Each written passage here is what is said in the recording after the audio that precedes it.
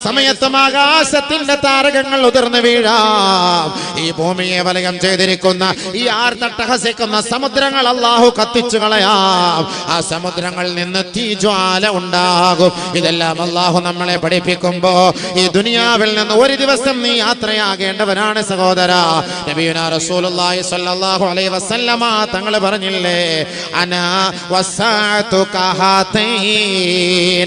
രണ്ട് വിരലുകൾ ഉയർത്തിപ്പിടിച്ചുകൊണ്ട് അല്ലാഹു റസൂല് പറയുകയാണ്, ഞാനും ഈ ഭൗതികമായ ലോകത്തു നിന്നുമുള്ള യാത്ര എന്ന് പറയുന്നത്, അന്ത്യനാളും എന്ന് പറയുന്നത് ഈ രണ്ട് വിരലുകളെ പോലെയാണ്. ഏത് സമയത്തും അത് സംഭവിക്കാം. ഞാൻ ഈ ലോകത്തേക്ക് കടന്നു വന്നത് ഈ ലോകത്തിന്റെ അവസാനത്തിന്റെ അടയാളമാണ്. ഈ ലോകത്തിൽ നിന്ന് ഞാൻ വിട പറയുന്നതും ഈ ലോകത്തിന്റെ അവസാനത്തിന്റെ അടയാളമാണെന്ന് അല്ലാഹുവിന്റെ റസൂല് സല്ലല്ലാഹു അലൈഹി വസല്ലമ തങ്ങൾ പറഞ്ഞുവെങ്കിൽ, എന്റെ ബഹുമാനമുള്ള സഹോദരങ്ങളെ, ആദരവായ റസൂലുള്ളാഹി തങ്ങൾ പറഞ്ഞില്ലയോ, ഈ ദുനിയാവിനെ തിരഞ്ഞെടുക്കരുതേ, ദുനിയാവിനെ തിരഞ്ഞെടുക്കരുതേ. ഇർതഹലത്തെ ദുനിയാ മുദ്ബിറാ വറതഹലത്തിൽ ആഖിറത്തു മുഖ്ബിലാ. ഇന്ന ദുനിയാ ഇർതഹലത്ത്, ഈ ദുനിയാവ് നമ്മിൽ നിന്ന് വിട പറഞ്ഞുകൊണ്ടിരിക്കുകയാണ്. ഓരോ ദിവസം കഴിയുന്തോറും, ഓരോ സമയം കഴിയുന്തോറും ആ സമയം നമുക്ക് മടങ്ങി വരുന്നതല്ല, അതെല്ലാം നമ്മിൽ നിന്ന് വിട പറഞ്ഞു പോകുമെങ്കിൽ ഇർതഹലത്തെ ദുനിയാ മുഖ്ബിലാ ഇർതഹലത്തിൽ ആഖിറത്ത് മുഖ്ബിലാ. നമ്മൾ ആഖിറം കണ്ടുകൊണ്ടാണ്, പരലോകം കണ്ടുകൊണ്ടാണ് നമ്മൾ ജീവിക്കുന്നത്. അതുകൊണ്ട് അല്ലാഹുവിന്റെ റസൂലിന്റെ മുത്തായ വാക്കാണ്, ദുനിയാവിന്റെ മക്കളായി നിങ്ങൾ അധപ്പതിച്ചു പോകരുതേ. വലാ തകൂനൂ മിൻ അബ്നാഇ ദുനിയാ ഫകൂനൂ മിൻ അബ്നാഇൽ ആഖിറ. ആഖിറത്തിന്റെ മക്കളാകണേ, ദുനിയാവിന്റെ മക്കളാകരുതേ. കുറെ പണം ഉണ്ടാക്കി, കുറെ സമ്പത്തുണ്ടാക്കി അടിച്ചു പൊളിച്ച് ദുനിയാവിൽ ജീവിക്കുന്നു, അടിച്ചു പൊളിച്ച് ദുനിയാവിൽ ജീവിക്കുന്നു. മരിക്കുന്നൊരു ചിന്തയേ ഇല്ല.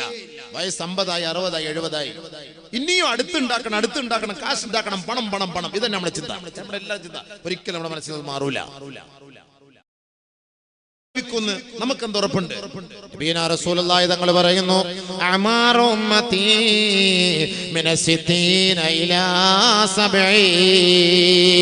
എന്റെ ഉമ്മത്തികളുടെ വയസ്സ് 60-ന്റെയും 70-ന്റെയും ഇടയിലാണ്. ലോകത്തിന്റെ മുത്തായ ഹബീബായ തങ്ങൾ 70 വയസ്സ് വരെ ജീവിച്ചിരുന്നതേ ഇല്ല. 63 വയസ്സ് വരെ അല്ലാഹുവിന്റെ റസൂൽ ഈ ലോകത്ത് ജീവിച്ചു. ഈ ലോകത്ത് നിന്ന് നമ്മെ വിട പറഞ്ഞു പോയെങ്കിൽ ഹബീബായ തങ്ങൾ പറയുകയാണ്, ഈ ദുനിയാവിലെ എന്റെ സമുദായത്തിന്റെ ആയസ് എന്ന് പറയുന്നത്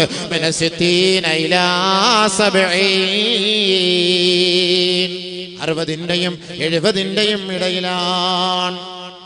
70 വയസ്സുള്ള മനുഷ്യന്മാർ പോലും അടുത്ത ദുനിയാവിന്റെ പിന്നാലോടാണ്. 70 വയസ്സായിട്ട് ദുനിയാവ്. ഇനി അടുത്ത ഷോപ്പിംഗ് കോംപ്ലക്സ്, അടുത്ത കമ്പനി, അടുത്ത പണം, അടുത്ത ഇടപാട്. മരിക്കുന്നൊരു ചിന്തയില്ല, മരിക്കുന്നൊരു ചിന്തയില്ല. ഒരിക്കൽ നബിയുനാ റസൂലുള്ളാഹി തങ്ങൾ അരികിലേക്ക് ജിബ്രീൽ അലൈഹിസ്സലാത്തു വസ്സലാം എന്ന് പറയുകയാണ്, യാ മുഹമ്മദു, ഏ മുഹമ്മദേ, ഇസ്മാ ശഅത ഫഇന്നക മയ്യിതുൻ.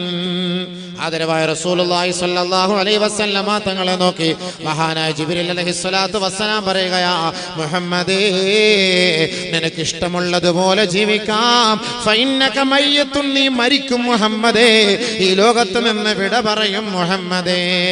സല്ലല്ലാഹു അലാ മുഹമ്മദ് സല്ലല്ലാഹു അലൈഹി വസല്ലം. ഈ ലോകത്ത് നിന്ന് വിട പറയൂ. നബി സല്ലല്ലാഹു അലൈഹി വസല്ലം തങ്ങളെ നോക്കി ജിബ്രീൽ അലൈഹിസ്സലാത്തു വസ്സലാം പറയാണ്, ഇഷ്ടാനുസരിച്ച് ജീവിച്ചോ. പറഞ്ഞ വാക്കാണ്, ആരെ നിർബന്ധിക്കുന്നില്ലല്ലോ. നബി തങ്ങളെ ഇഷ്ടാനുസരിച്ച് ജീവിച്ചോളാം. ഇത് നമ്മളോടുള്ള ഉപദേശമാണ്, നമ്മളോടുള്ള ഉപദേശ നിർദ്ദേശമാണ്.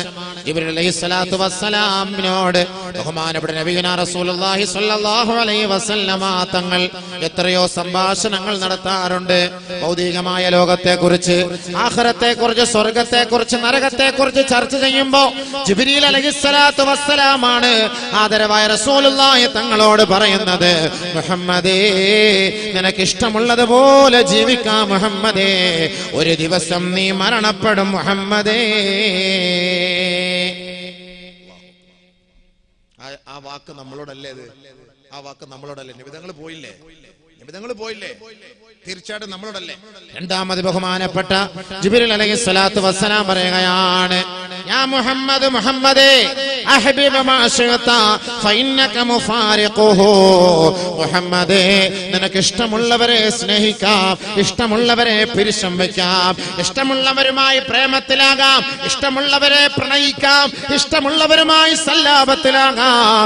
ഫഇന്നക മുഫാരിഖുഹു. ഒരു ദിവസം നീ ഇഷ്ടപ്പെട്ട നിന്റെ ഇഷ്ടഭാജനത്തെ ഉപേക്ഷിച്ചിട്ട് പോകേണ്ടി വരും മുഹമ്മദേ. നബിയുനാ റസൂലുള്ളാഹി സ്വല്ലല്ലാഹു അലൈഹി വസല്ലമ തങ്ങളോട് ജിബ്രീൽ അലൈഹിസ്സലാത്തു വസ്സലാം പറയുകയാണ്, എല്ലാരും വിട്ടുപിരിഞ്ഞു പോകൂലേ? നമ്മൾ എത്ര സ്നേഹിച്ച വാപ്പാകട്ടെ, ഉമ്മാകട്ടെ, ഭാര്യയാകട്ടെ, ഭർത്താവാകട്ടെ, മക്കളാകട്ടെ, നമ്മൾ നിലവിളിച്ചത് കൊണ്ട് അല്ലാഹു സുബ്ഹാനഹു വ തആല വീണ്ടും ആ റൂഹ് തിരിച്ചെടുക്കുകയോ? ഇല്ല, തീർച്ചയായിട്ടും ഇല്ല. പോവുക തന്നെ ചെയ്യും, മരണപ്പെടുക തന്നെ ചെയ്യും, ഈ ലോകത്തിന് വിട പറയുക തന്നെ ചെയ്യും. പറഞ്ഞിട്ട് കാര്യമില്ല. നമ്മുടെ നാട്ടിലല്ലേ ബഹുമാനപ്പെട്ട റിയാസ് മൗലവി നവറല്ലാഹു മർഖദഹു ഷഹീദ് ഈ ലോകത്ത് നിന്ന് വിട പറഞ്ഞു പോയത്? അന്ന് രാത്രി തന്റെ ഭാര്യയെ വിളിച്ചിട്ടായിരിക്കാം കിടന്നുറങ്ങിയത്. അന്ന് രാത്രി തന്റെ പൊന്നുമോള്, 2 വയസ്സുള്ള പൊന്നുമോള് ഷബീബ, ഫാത്തിമ ഷബീബ എന്ന പൊന്നുമോളെ കുറിച്ച് ഫോണിലൂടെ ചർച്ച ചെയ്യുകയും ആ ഫോണിലൂടെ ഒരു ചുടുചുംബനം നൽകുകയും ചെയ്തിട്ടായിരിക്കാം നമ്മുടെ സഹോദരനായ റിയാസ് മൗലവി ഉറങ്ങുന്നത്. അല്ലാഹുവേ, നിന്നെ കുറിച്ച് സ്മരിച്ചുകൊണ്ടാണ് കിടന്നത്. നാളെ നേരം വെളുക്കുമ്പോൾ തഹജ്ജുദിന് എഴുന്നേൽക്കണമെന്നുള്ള നീയത്തോടെ, സുബഹിക്ക് ബാങ്ക് വിളിക്കണമെന്നുള്ള നീയത്തോടെ അലാറവും വെച്ച് ദിക്ർ ചൊല്ലിക്കൊണ്ട് ഉറങ്ങുന്ന മനുഷ്യ, അവന്റെ ഉറക്കം എന്നേക്കുമായുള്ള സ്വർഗലോകത്തിന്റെ ഉറക്കമാണെന്ന് ആ റിയാസ് സാഹിബ് ആഗ്രഹിച്ചുകൊണ്ടാണോ കിടന്നുറങ്ങിയത്? അതല്ലെങ്കിൽ നമ്മൾ ആരെങ്കിലും അങ്ങനെ കരുതിയിരുന്നോ സഹോദരാ? ചിന്തിക്കണേ, മനസ്സിലാക്കണേ സഹോദര. ആരാണ് ധരിച്ചു പോയത്? ആരെങ്കിലും കരുതിയിട്ടുണ്ടോ ഈ പാവപ്പെട്ട ചെറുപ്പക്കാരൻ വളരെ വേഗത്തിൽ തന്നെ അള്ളാഹുവിന്റെ ദർബാറിലേക്ക് മടങ്ങുമെന്ന് ആരെങ്കിലും ധരിച്ചിരുന്നോ? ഇല്ല, ഇല്ല. അള്ളാഹുവിന്റെ തീരുമാനം എത്തിയിരിക്കുകയാണ്. അതാരാകട്ടെ, എത്ര കുഞ്ഞുങ്ങൾ ഉണ്ടാകട്ടെ, കുഞ്ഞുമക്കൾ ഉണ്ടാകട്ടെ, എത്ര ഭാര്യ ഉണ്ടാകട്ടെ, സഹോദരങ്ങൾ ഉണ്ടാകട്ടെ, മാതാപിതാക്കൾ ഉണ്ടാകട്ടെ, അള്ളാഹുവിന്റെ വിധി വന്നു കഴിഞ്ഞാൽ അതിനെ തടഞ്ഞു നിർത്താൻ ഒരാൾക്കും സാധ്യമല്ല. പക്ഷേ റിയാസ് പോയത് സ്വർഗത്തിലല്ലയോ? എന്തിനു ഭയപ്പെടണം എന്റെ പൊന്നു പെങ്ങളെ, ദുഃഖിക്കണോ? ഈ പാവപ്പെട്ട വിനീതൻ ആ സഹോദരന്റെ വീട് സന്ദർശിക്കുകയുണ്ടായി. കഴിഞ്ഞ ആഴ്ചയിൽ ഈ നാട്ടിലെ പ്രഭാഷണത്തിന് വന്നപ്പോ ആ വീട്ടിലേക്ക് പോവുകയുണ്ടായി. എത്രയോ കുപ്രചാരങ്ങളായിരുന്നു ആ മനുഷ്യനെ കുറിച്ച് പറഞ്ഞിരുന്നത്. ആ മനുഷ്യൻ ആ സഹോദരിയുടെ മുപ്പയെ പോയി കാണുകയും ആ സഹോദരിയെ കുറിച്ച് അറിയുകയും അവിടെ ഒരു ചെറിയ നസീഹത്ത് നടത്തി ആ സഹോദരിക്ക് ഒരു സമാധാനം കൊടുക്കുകയും ഈ വിനീതനെ കൊണ്ട് കഴിയുകയുണ്ടായി. അൽഹംദുലില്ലാഹ്. ഈ വിനീതൻ ആ സഹോദരനോട്, ആ പിതാവിനോട് ചോദിച്ചു, നിങ്ങളുടെ മകളുടെ പേരെന്ത്? സഈദ. ഫേസ്ബുക്കിലൊക്കെ ആവശ്യമില്ലാത്ത ഫേസ്ബുക്കിൽ, വാട്സപ്പിലൊക്കെ ഒരു മനുഷ്യൻ മരിച്ചു കഴിഞ്ഞാൽ ഇതിന്റെ ഹക്കും ബാത്തിലും ഒന്നും അറിയാതെ അങ്ങോട്ട് പാരസ്യപ്പെടുത്തൽ തന്നെ. ഒരു 2 കുഞ്ഞുങ്ങൾ എടുത്തു വെച്ചിട്ട് 2 കുട്ടികളുണ്ട്, 3ാമത് ഗർഭിണിയാണ്, പേര് ഷഹീദ, അവൾ തന്നെ ഷഹീദാവാൻ നിയത്ത് ചെയ്തിരിക്കുകയാണ്, അതുകൊണ്ട് അദ്ദേഹം ഷഹീദ. എന്താ? ഞാൻ ചോദിച്ചു, നിങ്ങളുടെ മകളുടെ പേരെന്ത്? സഈദ. ഷഹീദ അല്ല. ഭാഗ്യമുള്ളവള് സഈദ. എത്ര വലിയ ഭാഗ്യമുള്ള ഷഹീദ എന്ന് പറയും. എത്ര മക്കളുണ്ട്? ഒരു കുട്ടിയുള്ളൂ, 2 വയസ്സായ കുഞ്ഞ്, 2 വയസ്സായ കുഞ്ഞ് ഷബീബ, ഫാത്തിമ ഷബീബ. ബഹുമാനമുള്ള സഹോദരങ്ങളെ, ഞാൻ അവിടെ ഇരുന്ന ഒരു 13 മിനിറ്റ് ആ സഹോദരി തൊട്ടടുത്ത മുറിയിൽ ഇരിക്കുന്നു. ഒരു ഉപ്പയുണ്ട്, ബാക്കിയുള്ള കുടുംബക്കാരുണ്ട്. ഞാനൊരു 10, 12, 13 മിനിറ്റ് ആ സഹോദരിക്ക് വേണ്ടി ഒരു നസീഹത്ത് ചെയ്തു. കാരണം എന്താണ്? ശുഹദാക്കളുടെ മഹത്വം എന്താണ്? ഷഹീദിന്റെ മഹത്വം എന്താണ്? അല്ലാഹുവിന്റെ മാർഗത്തിൽ നമ്മൾ ബാങ്ക് വിളിക്കുന്ന വ്യക്തിയാണ് ഷഹീദ്. ബാങ്ക് വിളിക്കണം. ഇമാമിനെക്കാളും കൂടുതൽ പദവി ആർക്കാ? മുഅദ്ദിനാണ്. നമ്മളൊക്കെ നാട്ടില് മൊല്ലാക്ക, മുഅദ്ദിനൊക്കെ നമ്മൾ കാണുന്ന മുക്രിച്ച. നമ്മുടെ മുക്രിച്ചയുടെ ശമ്പളം 5500. ഹത്തീബിച്ചാന്റെ ശമ്പളം 15500. മുക്രിച്ചക്ക് എന്താ വിലയുള്ളത്? എന്നാൽ അള്ളാഹിന്റെ അടുക്കൽ ആർക്കാ ഏറ്റവും വലിയ വിലയുള്ളത്? മുക്രിച്ചക്കല്ലേ? ബാങ്ക് വിളിക്കല്ലേ? 5 നേരം അള്ളാഹുലേക്ക് വിളിക്കല്ലേ? ഹയ്യ അലസ് സ്വലാഹ്.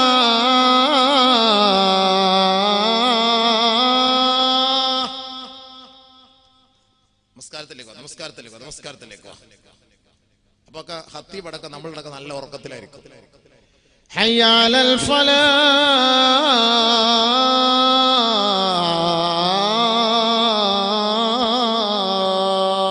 വിജയം. നിങ്ങൾക്ക് വിജയ നിസ്കാരത്തിലേക്കോ. 5 നേരം വിളിക്കല്ലേ?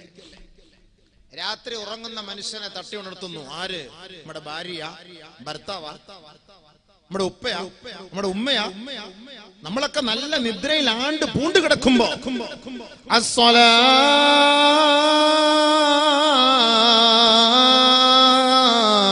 ഖൈറും മിനൻ നൗം. ഉറക്കിനേക്കാൾ ശ്രേഷ്ഠ നമസ്കാരമാണ്. ഉറക്കിനേക്കാൾ ശ്രേഷ്ഠ നമസ്കാരമാണ് സ്വലാത്തു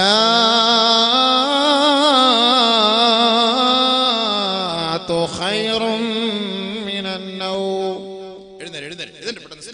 നമസ്കാരത്തിലേക്ക് അല്ലാഹുവിന്റെ മാർഗത്തിൽ വിളിക്കുന്ന ഒരു മനുഷ്യൻ നാളെ അവരുടെ കഴുത്ത് ഉയർന്നു നിൽക്കുമെന്ന് നബിയുനാ ഹബീബുനാ റസൂലുള്ളാഹി സ്വല്ലല്ലാഹു അലൈഹി വസല്ലം. ഷഹീദ് റിയാസിന്റെ തലനാളെ ഉയർന്നു നിൽക്കും, മഹ്ശറ വൻസഭയിൽ ഉയർന്നു നിൽക്കുമത്രേ.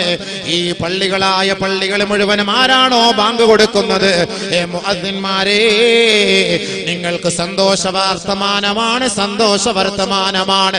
നാളെ മഹ്ശറ വൻസഭയിൽ ജനങ്ങൾ വിയർപ്പിൽ മുങ്ങി കുളിച്ചുകൊണ്ട് നിൽക്കുമ്പോ നിങ്ങളുടെ തലയാണ് ഉയർന്നു നിൽക്കുക. കാരണം ദിനംതോറും 5 പ്രാവശ്യം അല്ലാഹുവിന്റെ ദർബാറിലേക്ക് ജനങ്ങളെ നമസ്കാരത്തിന് വേണ്ടി ക്ഷണിക്കുന്ന ദാഇകളാണ് നിങ്ങൾ. അല്ലാഹുവിലേക്ക് വിളിക്കുന്ന ദാഇകളല്ലേ? പള്ളിയിൽ കിടന്ന് മരിക്കുന്നു, ഇശാ നമസ്കാരം പൂർത്തിയാക്കി, അന്നത്തെ അല്ലാഹുവിനോടുള്ള ഹഖ് പൂർത്തിയാക്കി, ഒരു ഖളായുമില്ല, മരിക്കുന്നു. സുബ്ഹി നമ്മുടെ മേൽ നിർബന്ധമില്ല, നാളെ ജീവിച്ചിരിക്കുന്നെങ്കിൽ മാത്രമേ നിർബന്ധമുള്ളൂ. ഇശാ നമസ്കാരം കഴിഞ്ഞു, അല്ലാഹുവിന്റെ ഉത്തരവാദിത്തം നിറവേറ്റി പൂർത്തിയാക്കി ഉറങ്ങി. കയ്യില് തസ്ബീഹ് മാല, ദിക്റിന്റെ പെട്ടി, അല്ലാഹുവിന്റെ ഭവനത്തിൽ കിടന്നുറങ്ങുമ്പോ ഓർക്കണ എന്റെ പൊന്നു സഹോദര, ശുഹദാക്കൾക്ക് അല്ലാഹു നൽകിയ സ്ഥാനം എന്താണ്? വലാ തഖൂലൂ ലിമൻ യുഖ്തലു ഫീ സബീലില്ലാഹി അംവാത് ബൽ അഹ്യാഉൻ വലാകിൻ ലാ തശ്ഉറൂൻ. പരിശുദ്ധ ഖുർആൻ നമുക്ക് പഠിപ്പിച്ചു തരുന്നു.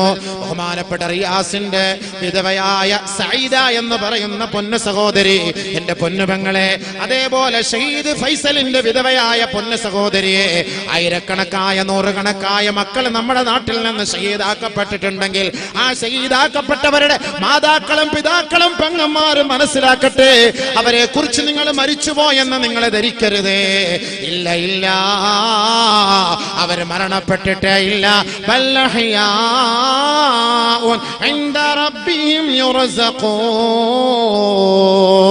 ഈ ഭൂലോകത്ത് എങ്ങനെയാണോ നമ്മൾ ഭക്ഷണം കഴിക്കുന്നത്, വിഭവസമൃദ്ധമായ ഭക്ഷണങ്ങൾ വിളമ്പി വെച്ചുകൊണ്ട് സന്തോഷത്തോടുകൂടി നമ്മൾ കഴിക്കുന്നുവെങ്കിൽ, അള്ളാഹുവിന്റെ മാർഗത്തിൽ വീരമൃത്യു വരിച്ച ശുഹദാക്കളുണ്ടല്ലോ, അള്ളാഹുവിന്റെ കോടതിയിൽ ബർസഖിയായ ജീവിതത്തിൽ ആ സ്വർഗീയ ആരാമത്തിൽ അവർ ഭക്ഷണം കഴിച്ചു കൊണ്ടിരിക്കുകയാണ്. അവർ നന്മസല്ലാപത്തിലാണ്. അവർ മരിച്ചു, അവർ മരണപ്പെട്ടു എന്ന് നിങ്ങൾ പറയരുതേ, നിങ്ങൾ പറയരുതേ. വലാ തഖൂലൂ ലിമൻ യുഖ്തലു ഫീ സബീലില്ലാഹി അംവാത്. ആദരവായ റസൂലുള്ളാഹി തങ്ങൾ പറയുകയാ, ഇന്ന അർവാഹ ശുഹദാഇ ഫീ ഹവാസിൽ തൈരിൻ ഖളിരിൻ ഫീ ഹവാസിൽ തൈരിൻ ഖളിരിൻ തസ്റഹു ഫിൽ ജന്നതി ഹൈതു ഷാത് ثم تأوي إلى قناديل معلقة تحت العرش فاطلع عليهم ربك فيقول ماذا تبغون.